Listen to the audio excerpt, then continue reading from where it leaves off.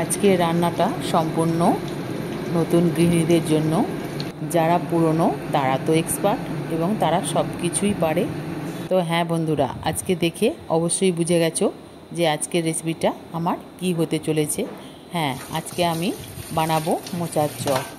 তো আমি আগের দিন রাত্রিরে মোচাটাকে ছাড়িয়ে রেখে দিয়েছিলাম এবং মোচাটাকে পরিষ্কার করে আমি ধুয়ে নিচ্ছি। ধুয়ে জল ঝরাতে দিয়েছি। এদিকে আমি একটা কুকারে আলু সিদ্ধ করতে বসিয়ে দিয়েছি।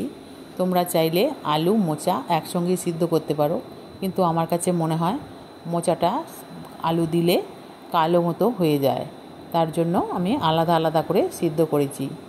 এদিকে আলুটা আমার সিদ্ধ হয়ে গেছে। এদিকে মোচাটা বসিয়ে দিয়েছি। 1 চামচ নুন এবং 1 চামচ হলুদ দিয়ে বসিয়ে দিলাম। এদিকে আলুটা দেখো আমার সিদ্ধ হয়ে গেছে। যতক্ষণ মোচাটা সিদ্ধ হবে ততক্ষণ বেসন নিয়ে নিয়েছি। 1 চামচ নুন, 1 চামচ লঙ্কা এবং 1/2 চামচ মতো খাবার সোডা নিয়েছি। নিয়ে ভালো করে মিক্সড করে নেব। নিয়ে একটা সুন্দর ব্যাটার তৈরি করে নেব। এদিকে আমি পুরটা তৈরি করার জন্য কড়া বসিয়ে দিয়েছি এবং কড়াতে সর্ষের তেল দিয়ে দিয়েছি। 1 চামচ মতো জিরে দিয়েছি এবং 1 চামচ ধনে গুঁড়ো এবং 1 চামচ জিরে গুঁড়ো ও 1 চামচ লঙ্কা গুঁড়ো আমি এখানে দিয়েছি।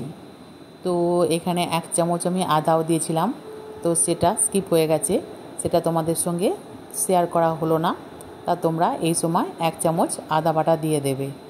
তো এদিকে যে সিদ্ধ করা মোচাগুলো ছিল সেগুলোই আমি ঢেলে দিলাম। তো ভালো করে এবার নেড়ে চেড়ে নেব।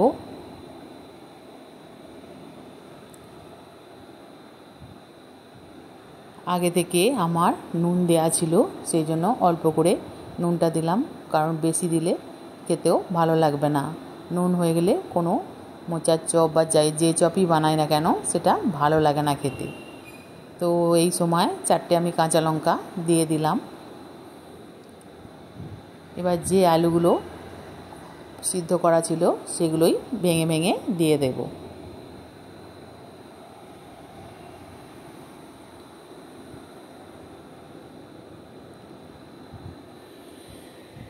ভিডিওটি ভালো লাগলে সাবস্ক্রাইব করার অনুরোধ রাখলাম।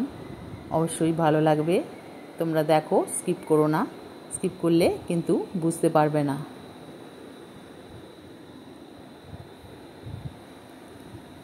নামাবার আগে 1 চামচ গরম মশলা এবং 1 চামচ ভাজা মশলা দিয়ে দিলাম। ভাজা মশলা মানে তোমরা সকলেই জানো ভাজা মশলাটা কি। তো ভালো করে আবার একটু নাড়াচাড়া করে নিলাম। এবার নামিয়ে চপের আকারে তৈরি করে নেব।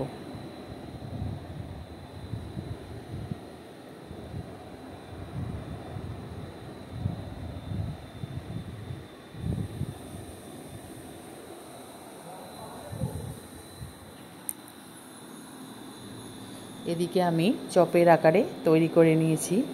তো চপ তৈরি করার পর আমি এটাকে বেসনে কোট করে নিচ্ছি।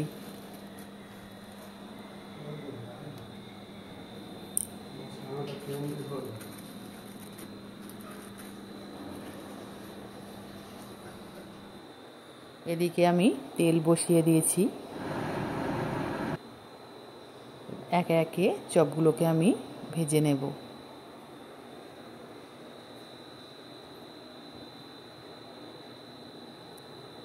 ভিডিওটি ভালো লাগলে লাইক করবেন, শেয়ার করো এবং সাবস্ক্রাইব করে দিও।